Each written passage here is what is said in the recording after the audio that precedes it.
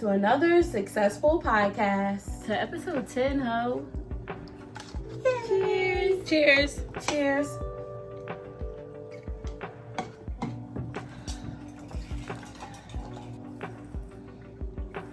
You okay?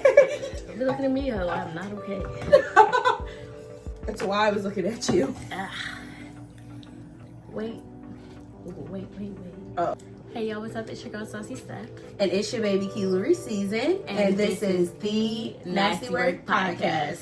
Here to give you all things Black, queer, and pop culture. Let's get into it.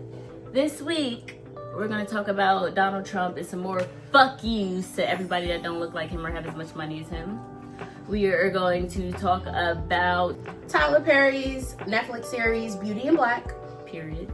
And we're going to talk about I got money, I got bands, I got Doechii got Woman of the Year, bitch! Mostly deserved. Always deserved. Period.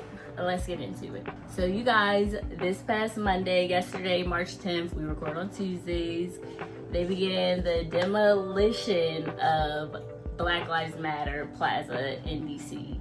I think it's like 16th and 8th Street or whatever is where they put the big, beautiful, it says Black Lives Matter in the streets, like painted beautifully. And it was for us, you know? It came about in 2020. AP News said it was in defiance to the Trump administration and the way he carried, you know, the death of George Floyd. I don't know if I want to give him that flowers, but whatever. So we got that monument. Monday, they started to get rid of it. And they're going to rename it like Liberty, some shit like that. I really don't know what it's going to be called. And they're going to put different monuments or whatever in the street. But the question is like, why are we getting rid of it? Why are they getting rid of it? Because a Republican bill said if you don't get rid of it, they're going to stop funding DC. We're not going to give y'all no money if you don't get rid of that bullshit. Like, we're not going to give these colleges any money if we allow y'all to do your constitutional right and protest. Like, we're going to stop, but you know what I'm saying? Like, this pattern of if you disagree with what King Trump says, I'm not going to pay you. I'm not going to lie. If this was past episodes, I would be like, this is enraging like I had been, but I'm desensitized because every fucking day it's something new with their president. And honestly, I'm kind of tired of hearing about it. How can you be tired of hearing about it when it gets so much closer to home every day, though? Like, it's literally always getting this much closer, and it's a blatant fuck you. And I would like to turn my ears off, but I am being affected. Like, I am. No, I understand now. Every day is something new, something being taken away. Like, so you think we should do something about it, or like, what? Well, protesting is off the board. Why? People have already, Why? I feel like we've done the protesting thing, and I'm not going to say it's not effective, but I feel like it's effective when we take money out of their pockets. Like boycotting certain places, not putting money into the economy that very much isn't for us and doesn't support us, as we can see. I feel like that may be more effective. I'm not saying we should do that instead, but I'm just saying, like, let's see what else fucking works. We've done it all before. I don't know. You kind of disappointed me. How? And it's not that you disappointed me. It's I think the overall jadedness that I do kind of agree with you. Like, I don't disagree. But it's like, I shouldn't even say disappointed. That's not a good word. But it's like, that does sadden me. But I agree. Like, I am also jaded. And I also do feel like, what the fuck else can we do? But then it's like, you know, you're saying this happened before. And it's like, it did happen before. But I feel like we are so fucking docile, and we are just so, maybe we don't see how big the fight is. And I think that's the thing. Okay. It's like, when you do look at these other like fucking historical revolutions, it was like almost community and the people that needed to fucking have the revolution. I don't even know if we share community in that, you know what I'm saying? And it's like, one thing the administration has done a good job of doing is putting this fucking lines between us and showing you how you're different from this person and that person and making you give less of a fuck. And it sucks that everybody gives less of a fuck until it's directly affecting them. And I think that's why I said it made me sad, because it's like, one, now I do feel like I'm being affected, but I also do know people and align with people that are being directly affected by this shit. And it might not even be the taking away Black Lives Matter, but you're taking away my right to protest. The one thing I have to fucking hold on to, like, you're a bully. Like, we're being bullied in America. Who'd have thought? So what do you think would be effective? Like you said, community coming together and doing what? I think community is very important. Something we definitely lack. But I think that there aren't enough people that are mad enough yet. And I know people are like, you know, don't burn down your communities. What do you gain from that? But I believe violence is the way. I'm not gonna lie. Like, I think that it's gonna be a thing of like, it's gonna be a war. You know what I'm saying? Like, and I'm not saying like bring the fucking war, absolutely not. But I feel like we are docile people, and it's like shit has to knock at our front doors, and we are blessed to not be fucking immigrants, so it's not at our front door, but like it's getting closer. It's like getting so close. You know what I'm saying? Like, and whatever the fucking case may be, and it's just like when we are all more affected, like, and it's gonna suck. Like, bro, I don't know. I'm tagging out. I'm sorry. I'm tagging out.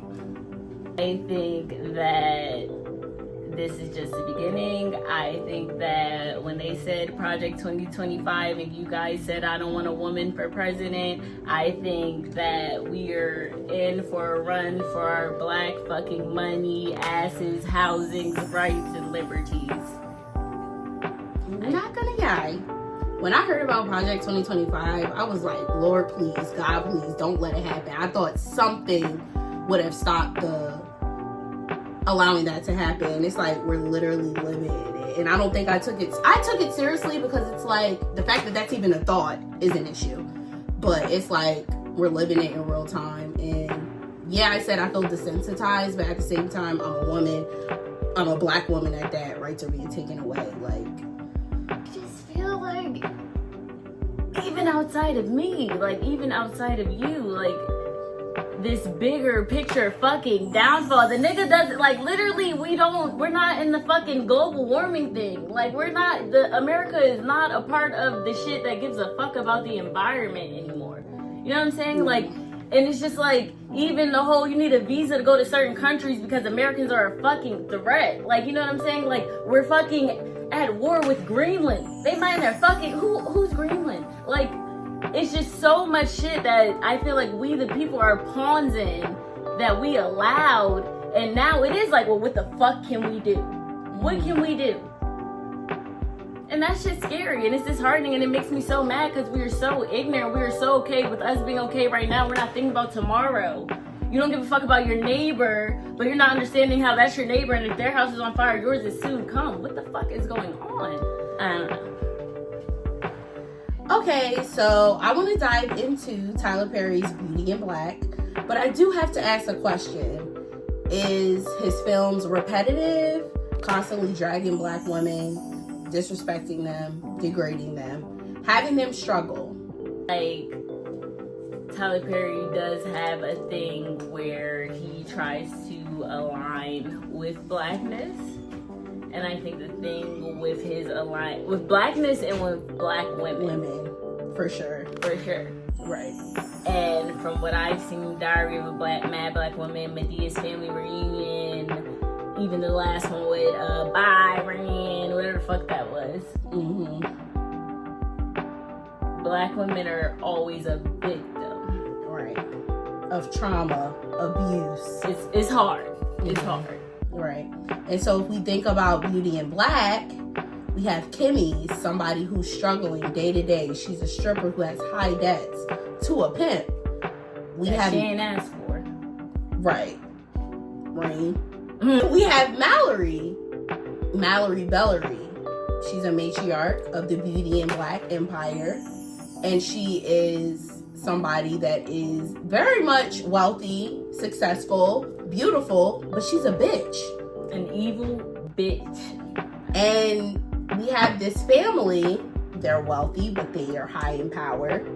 But they got some secrets. Father, who is closeted. We have the sons. One who was just having the time of his life, and the other who has a wife, Mallory, who belittles him day by day. But at the same he time, also is out here fucking strippers, like me and doing this and doing You're that. Right about that. And treating them bitches like shit too. You're not wrong.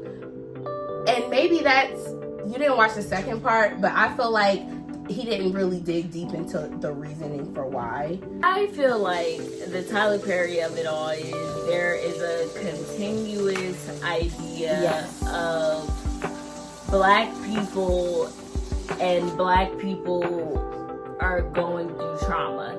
And one thing that I feel about Tyler Perry is I think, you know, he's this person that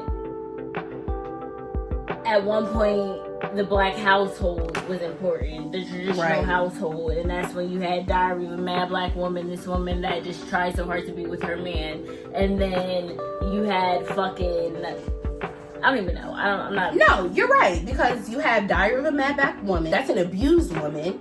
You have Acrimony, she's a scorned woman. You have Four Color Girls, trauma. Every way. It's a pattern. Every way. It's a pattern, and I do feel like Tyler Perry has been making these films for years. It started with the plays, and it's always been the black woman struggling. But that's also always been profitable. It has. To me, you're right. The question is, what is this alignment with struggle and black people? And my thing is, in fucking cinema, TV shows, whatever, it's like, you look at these things and it's like we only see black women being abused, traumatized. Or then you look at Mallory Bellery, she is successful, but she's a bitch. She doesn't give a fuck about the people that her perms are giving cancer or whatever. And we're always just portrayed in this light as either evil or docile. There's like no in between. And I feel like that's I don't even want to say it's just Tyler Perry. I feel like power That's the industry. It's the industry. Right. I feel like people think that black people want to see black people being traumatized. I feel like that's why we had 12 Years a Slave, and that's why we had 18,000 slave movies in 2019. I can't even think of all of them. Like, I'm not gonna lie, I do enjoy Beauty in Black, but I need to really get down to why I'm enjoying it. I just feel like I also liked Beauty in Black. But it's not my reality, and it's not your reality, and maybe that's why what TV is for. Right. But I just think as a black woman, for the only portrayal for black success to me being an evil bitch like Mallory and not giving a fuck about what my product is giving, or the only portrayal of me is a fucking bottle girl, that's so not fair because it's not me and it's not my reality. It's so interesting because I do think a lot of the consumption of these shows is black people. So why do we so proudly align with trauma and struggle? And because we're a market. What do you mean by that? I'm just saying, like you said, that's what we consume. So Tyler Perry being on these streaming services, we keep the money coming in. That trauma, but we're not thinking about it from the lens that you're looking at it from. Why do we have to be the subject? Why can't we be the ones flourishing? Why can't we just have the love? Why can't we just have the black love? For some reason, that shit sells. And I mean, maybe that's something deep rooted, but I that's know what it is. That wherever you go, trauma sells, violence sells. I'm well aware of that, right? Mm-hmm. But what I'm saying is, we've had an I Love Lucy, we've had a Big Bang Theory, we've had a fucking Roseanne, whatever. White people have been allowed to be normal people and take up space. In cinema and fucking TV shows, I truly feel like black people, it is always a thing of you gotta do fucking 3 times as much or to get half as much recognition.